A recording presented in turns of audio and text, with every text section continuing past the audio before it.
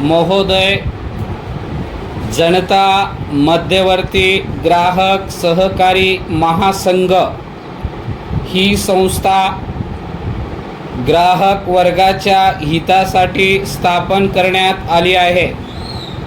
ही संस्था गेल्या 15 वर्षापासून कार्य करीत असून सुमारे 400 ग्राहक सहकारी संघ या संस्थेचे सभासद आहेत।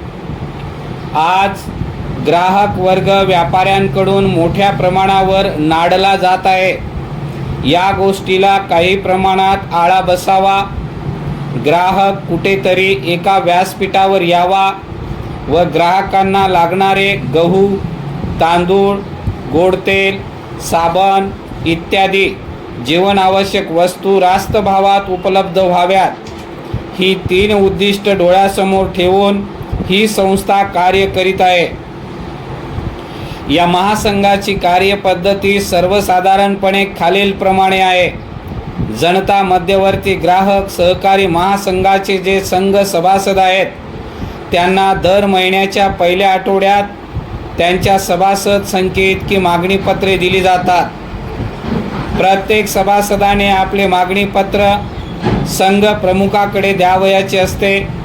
संघ प्रमुखाने आपल्या सर्व सभासदांची मागणी एकत्रित करून विशिष्ट मागणी पत्रकात ती भरून ते मागणी पत्रक महासंघाकडे पाठवावयाचे असते। महिन्याच्या अखेरच्या दिवशी संघ प्रमुखाला दर पत्रक व मालाची द्यावयाची एकूण रक्कम दर्शवणारे विवरणपत्र दिले जाते। त्या विवरणपत्रात नमूद केलेल्या रकमेचा चेक संघ प्रमुखाने त्याच दिवशी देणे आवश्यक असते।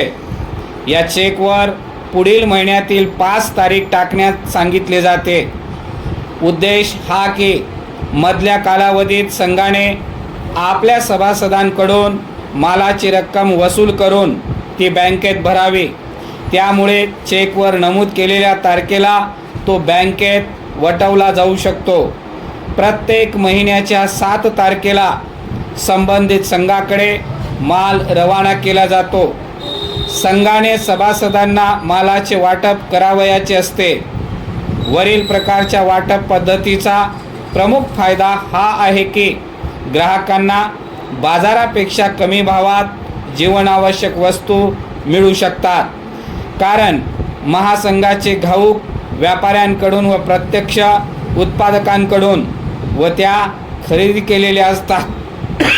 थेट उत्पादकांकडून खरेदी करण्याच्या पद्धतीमुळे तेलासारख्या वस्तूमध्ये कोणत्याही प्रकारची भेसळ असू शकत नाही।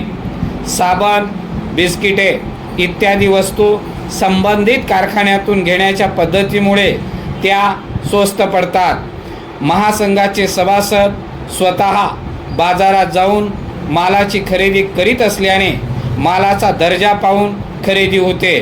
त्यामुळे ग्राहक सभासदांची फसवणूक होण्याचा प्रश्न निर्माण होत नाही। महासंघ हंगामानुसार प्रत्यक्ष उत्पादक शेतकऱ्यांकडून देखील गहू, तांदूळ, तूरडाळ इत्यादीची खरेदी करतो। अशा वेळी हा माल साठवणीसाठी म्हणून ग्राहक संघांना पुरवला जातो व पुरेशा भांडवलाच्या अभावी हे नेहमी शक्य होत नाही। या सर्व व्यवस्थेसाठी महासंघ ग्राहक संघाच्या प्रत्येक सभासदाकडून महिना फक्त 2 रुपये शुल्क सेवा आकारतो।